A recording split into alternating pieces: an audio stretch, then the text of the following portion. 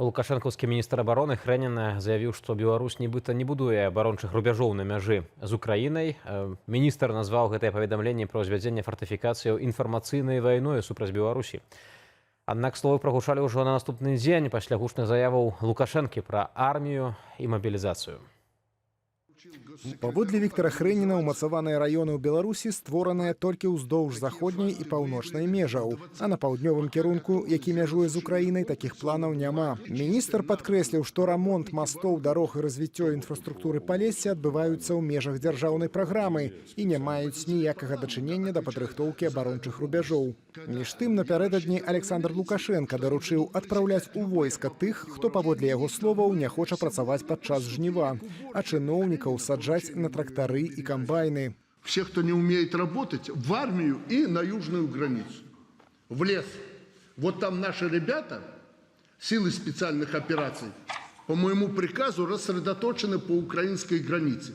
Это не значит, что мы на кого-то нападать, а то опять нас лучше. Мы ни на кого не нападаем. Мы обеспечиваем свою безопасность. Нелегко. Комарики, мухи, мошки и прочее. Вот туда их.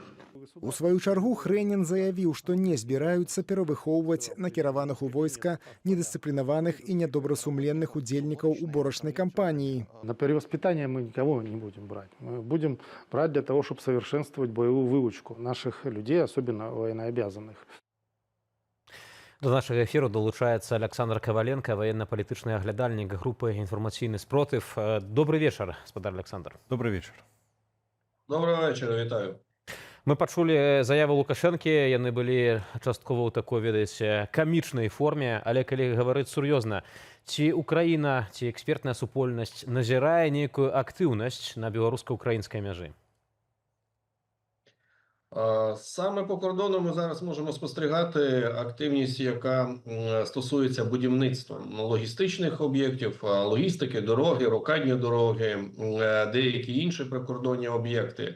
В принципі, вони можуть знадобитися, якщо уявити собі ситуацію з якимось вторгненням, повноцінним боєзіткненням, і вони є допоміжними з території Білорусі, щоб заходити на територію України. Але якщо ми говоримо про загальне формування якихось ударних кулаків, ударних групувань на території Білорусі, які б становили реальну загрозу повноцінного загальновійськового вторгнення, як ми бачили станом на 2022 рік, то ні. Саме таких масштабних подій не відбуваються. Ну вось міністр лукашэнкаўскі Хрэнін увогуле гаворыць, што, маўляў, гэта ўсё нейкія укіды, па-расейску кажучы, вбросы, маўляў, гэта звычайная там нейкая цывільная актыўнасць, проста ідзе мадэрнізацыя Палесся, што, маўляў, ніякіх ваенных мэтаў яны не пераследуюць. Ну, з урахуванням того, що йдеться в першу чергу про логістику, то вже і одразу можна говорити про те, що її можна використовувати за військовою метою.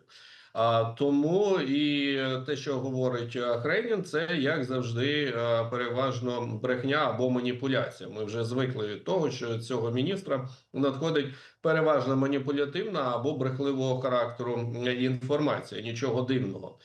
Сама по собі інфраструктура, яку розбудовують і покращують її стан, вона сьогодні не використовується для вторгнення в Україну. І післязавтра не буде. Але ніхто не дає гарантії, що може змінитися загальне бачення театрів бойових дій в Кремлі, і Путін піде на щось більш глобальне. Наприклад, все ж таки вирішить відкривати другий фронт знову з території Білорусі проти України. Це може відбутися через місяць, це може відбутися через півроку. Але коли б це не сталося, в будь-якому разі, саме ця інфраструктура, ці об'єкти, вони будуть використовуватися саме з такою метою.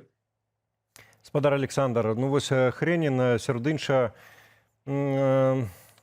такое сказаў, я не ведаю нават, як сур'ёзна да гэта ставіцца, але ён сказаў, што вось гэта ўсё фейкі, усе гэтыя ўкіды пра будаўніцтва нейкіх там аб'ектаў з мэтаю пасварыць беларусаў і украінцаў, зрабіць там іх лютымі ворагамі. І ну, вось пасля ўсяго таго, што рэжым Лукашенка зрабіў у гэтай вайне супраць Украіны, пасля таго, як прадставіў сваю тэрыторыю для ўварвання, пасля чаго здарылася і Буча, і Гастомель, і Ірпень здарыўся. Пасля ўсіх гэтых шматлікіх авіаудараў, ракетных удараў з тэрыторыі Беларусі, пасля карэктавання ўсіх гэтых расійскіх шахедаў праз беларускую тэрыторыю на тэрыторыю Украіны. Вот скажите, вот як можна пракаментаваць падобныя заявы? Няўжо гэта можна спісаць на спадзеў рэжыму Лукашэнкі, што калі цяпер рабіць выгляд, што а мы і не ворагі, мы сябры, і нічога не здарылася, то вот эту старонку перагарнуць можна будзе ў будучыні паміж рэжымам Лукашэнкі і Украінай? У українців нема проблем з білорусами. У українців є велика проблема з режимом Лукашенка і саме з тими, хто його підтримує, з його оточенням і тією частиною, саме хто на боці Лукашенка. Тому я думаю, що в будь-якому разі двосторонні відносини між Україною та Білоруссю, вони як були і будуть залишатися на достатньо дружньому високому рівні. Але з якою саме Білоруссю? Точно не Білоруссю режиму Лукашенка. Ми зараз налагоджуємо і поглиблюємо контакти з демократичною політичним осередком Білорусі, який знаходиться у вигнанні.